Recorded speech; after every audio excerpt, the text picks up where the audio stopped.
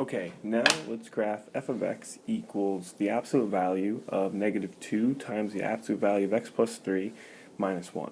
Okay, and I kind of started this a little bit already, so I can kind of talk about it um, and help you understand like what order you should be doing these in. Okay, so what type of transformations do we have? Well, we have a shift to the left 3, a shift up 1, a vertical stretch of 2, and a reflection over the y-axis. Sorry, the x-axis. Okay. Now order matters when you do these. All right. For example, you wouldn't want to take the orange graph, g of x equals the absolute value of x, and then shift it down 1. All right, and then reflect that over the x-axis. Okay. When it's written in standard form like this, generally you're going to do your reflections over the axis first, and then shift it up or down. All right, and the way to tell is to kind of build the function from the parent graph, and that'll help you determine what order you should do these transformations in. Okay, so what do I mean by that? All right, well, right here we have our parent graph, which just means this graph, but without any transformations. So if you break it down to its simplest form, it would be g of x equals the absolute value of x. All right, so that's what I graphed in orange. Okay, then your horizontal shifts you could do first. That doesn't actually really matter. You could have did those at the end because these were applying directly to x. So every parent function either has like a vertex or a special point. So like a parabola or absolute value has like a vertex, but like y equals x cubed has like a special point. All right, and it's important to know, all right, so that special point is like right at the origin before you transform it, all right, if that's the y-axis and the x-axis, okay, and that's the point that I look to like translate. Another example would be like the square root of x, like that has a special point at the origin, all right, it's not really called a vertex, but this point, or this point, is always going to occur at the x value that makes what's inside the parentheses or the function equal to 0. So in other words, our vertex is going to be at x equals negative 3 because that is what makes what's inside the absolute value equal to 0. Alright, and so that's going to be either the minimum or the maximum point, which is why it's going to be the vertex of our absolute value. Alright, now if this was like a different function, but different parent function, like y equals negative 2 times the square root of x plus 3 minus 1, alright, our special point is still going to occur at x equals negative 3 because it makes what's inside the parentheses equal to 0. Alright, so if we take, so I use g of x as the parent function. If we take that and apply this transformation, g of x plus 3, alright, that's going to shift everything to the left 3. And in red we have that graph, the absolute value of x plus 3.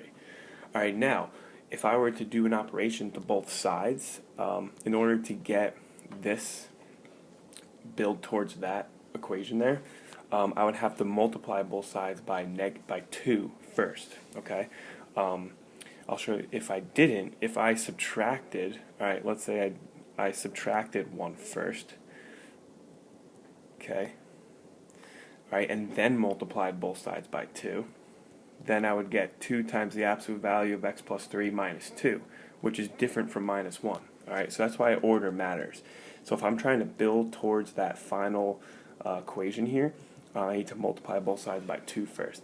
Now that's going to affect my graph by taking the red graph, where these lines are slopes of 1, and then now have a slope of 2, or negative 2, depending on what direction you're going in. Alright, so we shifted it to the left, and then now we vertically compressed it, stretched it out by a factor of 2. So now our slants are at a slope 2, okay? Which another way of doing this that works for all types of points is to take like let's say this point, for example, which would be at negative 1 comma 2, and you just take the y-coordinate and you double it. So now the yellow graph is going to have a point at negative 1 comma 4, okay? Okay, now the next thing I could do is just multiply both sides by a negative, and that'll get me one step closer to what we're trying to graph here.